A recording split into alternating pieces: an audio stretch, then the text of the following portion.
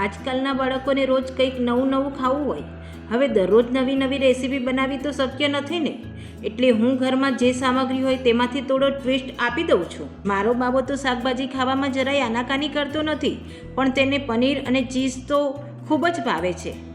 અને એક વાત જરૂર છે, તેને રોજ કંઈક નવું જ ખાવું હોય. સામગ્રી પણ નામ નવું, નવી સ્ટાઇલ અને નવી પ્રેઝન્ટેશન, બસ પછી તો બાળકો ખુશ થઈને ખાઈ લે છે. મેં મારા બાબા માટે તૈયાર કર્યું હતું મજેદાર ટિક્કી વગરનું બર્ગર, જેમાં ઘણા બધા શાકભાજી તો નાખ્યા જ હતા, સાથે પનીર અને ચીઝનો ક્રીમી સોસ પણ ઉમેર્યો હતો. ઘરે બનાવેલું ગાર્લિક બટર બન ઉપર લગાવ્યું હતું. બસ આટલી સરળ સામગ્રીમાંથી તૈયાર થઈ ગયું હતું એકદમ ટેસ્ટી અને બાળકોને ભાવે તેવું ટિક્કી વગરનું બર્ગર. સાચું કહું તો મારા બાબાને ખૂબ ભાવ્યું હતું.